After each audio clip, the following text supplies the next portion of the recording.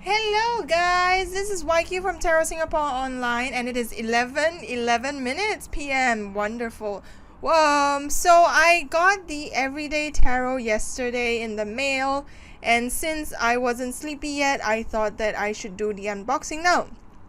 So I bought this because it's really cheap. I think it's about like 13 Singapore dollars, and it's also by biddytarot.com, Bridget from biddytarot.com. She's a lady who has like the website with all the explanations for all the tarot decks, and it's a really popular website. So when she launched this, I thought that, hey, the price is great. Hello, whoever's online, let me know.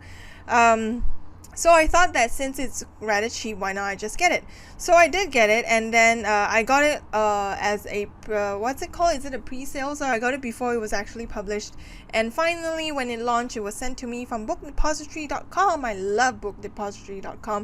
So I have like unwrapped the shrink wrap from outside, but I'm gonna unbox it because I have heard from people that it's not easy to unbox. So it's a really cute deck. So cute, so small. I love small decks because I have big hands and I just like small decks. And this one comes with a, I'm not sure whether you can hear it, so it comes with magnetic clasps to clasp it down, and inside it comes with the guidebook. So usually I tell people don't use the guidebook, and the guidebook's pretty simple. It's like upright and then reversals. I don't do reversals, so it doesn't really matter. Let's see what else they have. Let's see. Usually guidebooks have like decks, like what's it called? Hello, Eugene. Usually guidebooks have like spreads as well, but because it is so compact, there is no spreads there, and it's fine. It's usually it's okay if you're just using it as like a guidebook, but don't use it fully as a, like, every time you read a card you need to come back to it. Okay, so I'm just gonna put this aside and we're gonna unbox this. So in this unboxing video I will do some readings for you guys, so if you have any questions, send them down first, and after I unbox it, after I have like shuffled it fully, I will do readings for you guys. Well, is that nice? Okay, so I've heard that it's very difficult to open. I agree, because I had just cut open like the side here and the side here, but it seems like it's still really stuck. So I'm just gonna, I think I will mess this up and I will just probably like break it before I could actually use it. But since I don't really keep all my cards in there, ooh, I'm scared. Please help me, I'm scared. I'm actually scared of breaking this. Okay, sorry guys that you have to see this going through.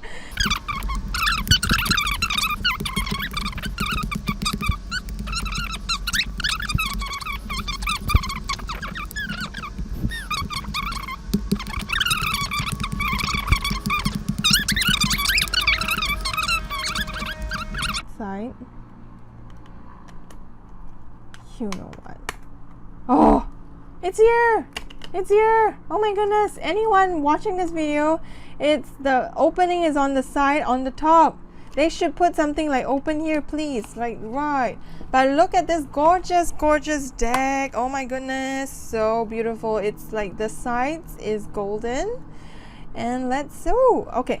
7 steps to an accurate and insightful tarot reading. Number 1, create a sacred space. Number 2, ask a question. 3, choose a spread. 4, shuffle and lay the cards. 5, interpret the reading. 6, answer your questions. 7, reflect and take action. This is actually what I teach my students as well, but slightly more in depth lah, because I'm there to teach. Oh, woo! Okay. Let me just touch the cards and see how it feels. It is it's okay. It's better than most of the tarot cards that I have, because it's not as papery thin. There is still some heft when you flick it. There's still, like, I think Gambit or whoever, X-Men, can use this as his weapon. And voila! So what do we have here? Quick tarot spreads. Oh, it's not in the book because it's up here. That's cool. And okay, I'm not going to show all of the cards. I'm just going to show the major arcana, and then I'm going to start shuffling. So anyone who has a question, put it in the comment section so I can do a reading for you. And so we have the Fool, the Magician, the High Priestess, the Empress, the Emperor, Hierophant, Lovers, the Chariot. So I'm gonna just take, let me see, I have put a deck nearby. I was just playing with it yesterday. So I'm just gonna take a regular Rider Waite, because in biddytarot.com she uses the regular Rider Waite in the past as sort of like the explanation that she has. So we're just gonna do some of the criticism from other people that I've heard of for her this everyday tarot is that it doesn't have as much symbolism as a regular Rider Waite deck. Of course, because a Rider Waite deck has a lot of like details, while this one is more like modern and it doesn't have as much detail. But I would say that she captures the essence quite well. For example, the Empress, she has the pomegranates, which symbolizes fertility, and she kind of has a baby bump, and she has Venus on her earrings, and she has a crown of stars. So while it's not as detailed as a Rider Waite, I would say that there is still enough symbolism for her to sell her deck. Or if you're thinking, yeah, Eugene, I got your question. I'm gonna do that reading later after we sort of show some of the cards. Yeah, so I would say that these cards are super duper gorgeous, and later I'm gonna shuffle them to just see whether, you know, it shuffles well. And the symbolism, looking at these, I would say it's actually a better version versus the Rider Waite, because it's just really pretty and really like modern. Oh my gosh, the tower is beautiful. The tower reminds me of like the Bram Stoker Dracula movie, where Winona Ryder is like, what's her name, Mina, and she's like, oh my gosh, my lover is dead, I'm gonna throw myself out this building, and she's still like, oh, I'm gonna fall very prettily, haha. The star, the moon, the sun is okay. I have seen better. Judgment's cool. And what I really like about her deck is that it's very female focused. So some of the cards are very male, of course, like the Emperor is a male, and like the Hierophant usually is a male, but a lot of the other characters are female. For example, Judgment usually is like a family, but here it's like a female person. And while the World is a female person, yeah, Ace of Swords, Two of Swords, so a lot of it is female. For example, Four of Swords, usually in the regular Rider Waite, it's actually just a guy in like a crypt like thing, and then while here it's a woman. And Five of Swords, even Five of Swords usually is a very like masculine card, I would say, because inside it's like some guy like deceiving other people and like just looking really like nasty. But this, oh yeah, here it is, I think. Yeah, so for example, if we contrast Five of Swords here and the Five of Swords here, we can see that it is a lot more. So Biddy Tarot's Everyday Tarot is a lot more female focused, and I like it. I like that it is that way. So since we have a question, Yijing has a question, I'm gonna just start shuffling it a bit, and let's see. I'm just gonna use the Major Arcana and some of the Minor Arcanas that had fallen out, because actually one of my classes I teach using just Major Arcana, so I think it's gonna be useful. We do have some swords mixed in, and frankly speaking, not all of the swords are like amazing cards. So for example, Six of Swords. So I'm just gonna put these aside because I want to shuffle it like very, actually, you know what, I'm just gonna put everything inside because it's a one card reading.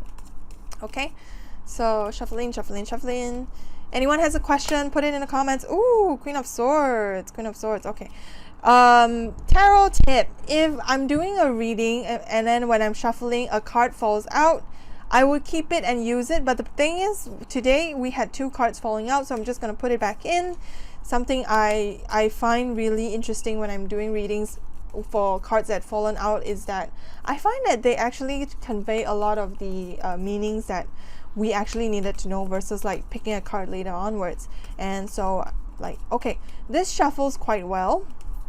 Because the card stock is pretty thick and it's pretty smooth, so I like the shuffling. And I really like that it is like palm size, like a poker deck, because one of my favorite decks is the Centennial Rider Waite, the tin version, which is like the smaller version, and I like that I can shuffle it just like this way and it's so easy, versus the larger cards which are like this size, and when you're trying to shuffle them, it's okay. Like I can use these fingers as a dam to just hold them in to shuffle, but I really like that it's the smaller. Ooh, Ten of Wands. boo. Boo boo boo. But it's not your card, okay? So we're gonna shuffle. Eugene has a question. He's asking, how do I overcome the challenges at work? Please and thank you very much. You're welcome. Okay. So when I'm doing a reading, as we were saying in the, what's it called, the guidebook just now, is like create a sacred space. This is a sacred space. It's like fluffy. And ask the question, choose a spread. So we are choosing a 1-card spread, which is like super easy. Shuffle and lay out the cards. Okay. So I'm just gonna focus on the question. And usually when I'm doing quick readings, I just like to like flip them open and choose 1 card. Okay. Justice. So when justice comes out, it's really about being fair. Well, let me just aim this right. So being fair and also like weighing the pros and cons of things, because justice tells us that we need to do things very rationally and also think things through, because a lot of cards in the deck is really about like using emotions to overcome problems. But when justice comes up, it's telling us to like really focus on like being right versus like being led by emotions. And of course there's also the scales, is like weighing the pros and cons. For example, even if for example, if you need to be right, but then if you want to be right in front of your boss, who you know is a tyrant and who wouldn't listen to you, you have to weigh the pros and cons. So the advice is that really to just be fair and be just, and of course weigh the pros and cons. And so this is like the action card, I would say. Yeah. So and because it's a major arcana, it's kind of like a more important kind of answer. So it's really telling us to be fair. Yeah. So that's the answer. I hope it helps. And I'm just gonna shuffle 1 more card as a card to help us, whoever's watching this video. This is a card for everyone. It's kind of like advice for the next day. Dum dum dum dum dum. Advice for the next day, so we can like sing a little song. Advice for the next day. The Emperor. It's so curious that we're getting major arcanas in both readings. So the Emperor is very much about work and being very much about like being strategic and being a bit, I would say, like how would I say, what's the word, about being authoritarian. So it's kind of like you're the boss. You're the boss, you set down the rules. And because tomorrow is a work day, tomorrow is a Thursday, and we still need to go through Thursday and Friday. That's why this card is telling us focus on work, play can come later. And of course I'm very curious that there's a crystal ball here, because usually the Eugene, welcome, and thank you for staying on the live. So usually the Emperor isn't there isn't a what's it called, a crystal ball. I'm very curious, like, why is there a crystal ball? So I would say that with the crystal ball, what I feel, so a lot of times when I'm teaching tarot, is that when the first meaning that pops in your head, use that because it's very important. So the first meaning that popped up when it comes to the crystal ball is really like long-term strategic or long-term thinking. So it's kind of like making plans for the future versus like short-term gains. For example, short-term, it would be fun to just like not do a lot of work. I know that for one. But with this card, with the crystal ball, is telling us that the future is in our hands. And if we want anything done, we have to be the ones who actually like look into the future and make the future happen. So I'm trying to find the Emperor card in the Rider Waite. And you know what? It might just not be in this pile, but in the other pile, because I have piles and piles of cards around. Voila. Okay. Oh, he has an orb as well. Oh, interesting.